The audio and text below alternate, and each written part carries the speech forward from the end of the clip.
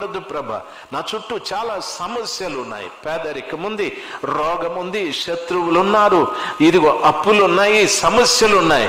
ప్రభు అంటాడు, భయపడకు, నేను నీకు తోడై ఉన్నా, నేను నిన్ను ఆశీర్వదిస్తా. నా దేవుడు చాలా మంచివాడు. హల్లెలూయా, హల్లెలూయా. నేను అప్పు చేసి ఒక మందిరాన్ని కట్టినాను. 60,000 ఒక ముస్లిం అతను నాకు అప్పిచ్చినాడు. అంటే వస్తువులు ఇచ్చినాడు, పాత రేకులు, పాత సామాన్లు అన్నీ కూడా ఎదుర్కొని వచ్చేసినాను మందిరం కోసమని. ఊరికే అప్పిస్తానంటే, అయితే అప్పు తీర్చలేని పరిస్థితి అయిపోయింది. ఎంతవరకు వచ్చిందంటే, ఆయన ప్రతిరోజు ఉదయాన్నే వచ్చేసేవాడు. ఏ ఫాదర్ బాహరావు కబ్దెత మేర పైసా ఉనే వైసా బో అట్లా చెప్పేటోడు. నాకు 5 గంటలు అయితే ఆయనే గుర్తొచ్చేవాడు. ఏ ఫాదర్ బాహరావు కబ్దేత మేర పైసానని. నేను ఆయన అరకముందే ముందొచ్చి, భాష అన్నా క్యా సార్ కబ్దేత పైసా దేతు దేతు ఓ దేతు దేతు అని అంటే ఓకే సైకిల్లో వెళ్ళిపోయేవాడు ఆయన. దరిదాపుగా 6 నెలలు ఆయన దేవుడు ఓకి బట్టి ఇచ్చిన. నేను అన్నాను, ప్రభా తీరిస్తే అప్పు తీర్చు, లేకుంటే నన్ను ఏదో ఒకటి ఏంది గొడవ. పొద్దున్నే ఎవరు లేయకముందే వచ్చేసి ఆయన ఏ ఫాదర్ బాహరావు అంటాడు. దయచేసి ప్రభా ఇంకో పని చేయి, నువ్వు బాహరావు, నువ్వు బాహరావు స్వామి, నువ్వు బాహరావు. నేను ఎన్నిసార్లు బాహర్ పోయిన ప్రయోజనంలా ఆప్ బాహర్ ఆవో మేరా అప్పు తీర్చు అనని ప్రభు విన్నాడు. ఏడ్చి ప్రార్థన చేసిన. ఏడ్చి ప్రార్థన చేస్తే దేవుని మహాకృప. ఒక శుక్రవారం ప్రార్థన జరుగుతూ ఉంది.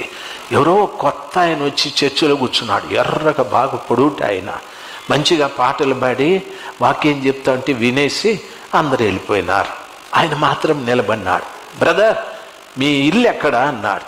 మా ఇల్లు ఆ నిమ్మనపల్లి క్రాస్ రోడ్లో ఉంది సార్ అని. నేను మీరు పర్మిషన్ ఇస్తే మీ ఇంటికి ఒకసారి వస్తానన్నాడు. మీరెవరు సార్ అంటే, నేను వచ్చి చెప్తాలే అన్నాడు.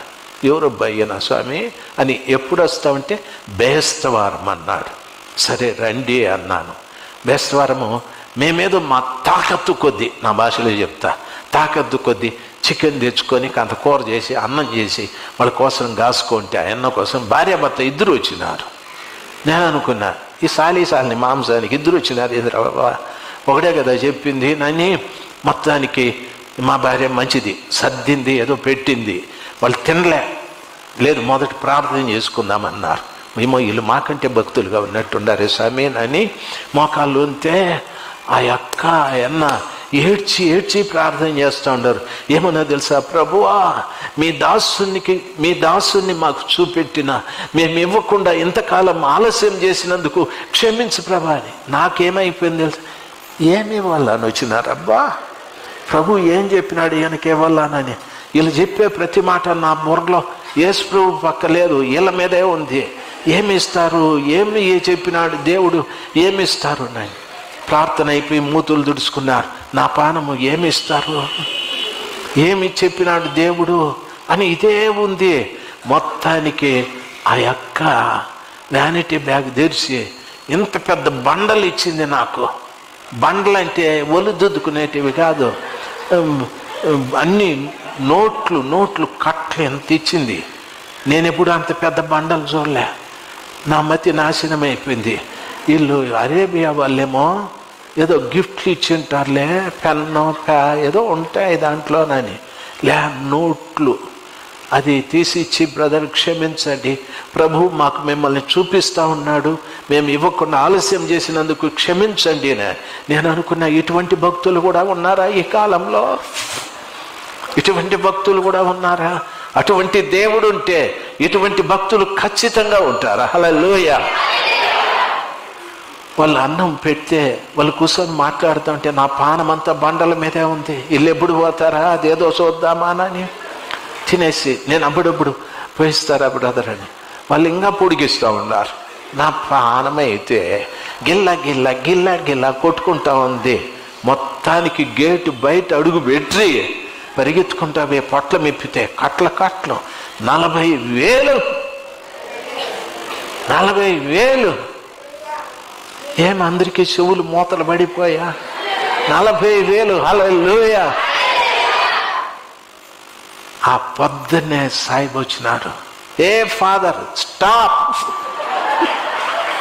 బాహర్ నై ఆవుంగా మై, బాహర్ నై ఆవుంగా. ले लो पैसा. अरे कैसे रे भाई, मेरा अल्लाह दिया. कैसे रे भाई, रे कैसे रे नहीं, किसे रे नहीं, तू ले जाओ, తీసుకొని వెళ్ళిపో. 40,000. అబ్బు 20,000 కబ్ దేతాయి అన్నాడు. 20,000 ఎప్పుడు ఇస్తావు అన్నాడు. దేవంగా ఖుదా దియేగా మై తుజే. వచ్చి రాని ఉర్దూతో మాట్లాడితే కట్టెత్తుకొని సలోజా వెళ్ళిపోయా. నేను ప్రభువా ఇంకొక 20,000 సాయం చేయను ఆయన. నేను సిగ్గు ప్రభుని అడిగేదానికి 40,000 ఇస్తే మళ్ళా 20,000 ఆర్డర్ అది ఇచ్చేది అంటాడేమోనని. ప్రభువా సహాయం చేయి. ప్రభు అంటాడు ఇస్సాకు నేను నీకు తోడుగా ఉన్నాను, భయపడకు. ఆ మాటలు నాకు గుర్తొచ్చాయి. భయపడిన ప్రభు నువ్వు ఉన్నావు నాకు అని. అంతే. వారం తిరిగిన తర్వాత వాళ్ళిద్దరు మళ్ళా వచ్చేది.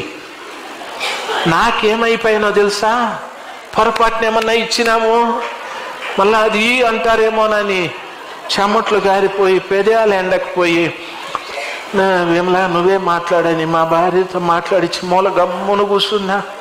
చిన్న కోతి పిల్లలాగా కూర్చున్నా. పొరపాటున బండ్లు ఇచ్చేసినాం, ఇచ్చే అంటే ఒరే సంతోషం. నా సంతోషం ఎండగాలినట్లు అయిపోతుంది. భయపడి భయపడి మళ్ళా ప్రార్థిస్తామండ్రి.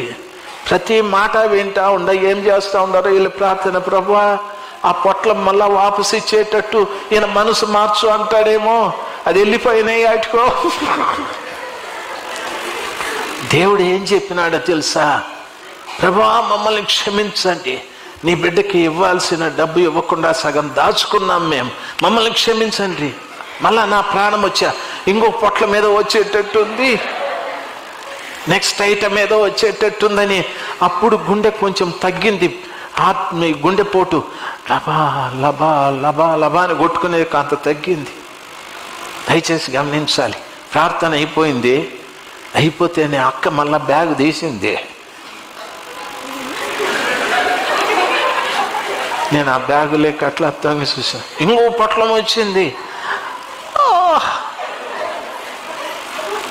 ఇచ్చేసి వాళ్ళిద్దరూ చీమిడి కాల్చుకుంటా, క్షమించు బ్రదర్, ఆ రోజే ఇవ్వాల్సింది మేము, ఈ రోజైనా పర్వాలేదులే, నేను ఈ రోజైనా పర్వాలేదులే అని నేను ఇచ్చేసి అన్నా భోంచేయండి, ఇందాక నోట్లో మాటలు లేవు, పొట్లం వచ్చే లోపల అన్నా భోంచేయండి, అక్క భోంచేయండి. లేదు బ్రదర్, లేదు బ్రదర్, మేము చాలా తప్పు చేసినామని చెప్పి వెళ్ళిపోయి వెంటనే గేటు దాటుతానే పొట్లం మళ్ళా ఇప్పడం 20,000. ఆయనకి ఎంత అప్పున్నానో ఆ బిడ్డల ద్వారా అంత డబ్బులు ఇచ్చేసి మళ్ళీ ఎప్పుడు వాళ్ళు నాకు కనిపించలేదు. ఎందుకు ఈ మాట చెప్తున్నాను తెలుసా, మంచి సమర్పణ కలిగి జీవించు, మంచి ప్రార్థన కలిగి జీవించు. నా దేవుడైన యెహోవా అంటాడు. ఏమంటాడు తెలుసా, ఇస్సాకు నేను నీ తండ్రి అయిన అబ్రహాం, నా దాసుడైన అబ్రహాము దేవుడను, నేను నీకు తోడుగా ఉంటాను, భయపడ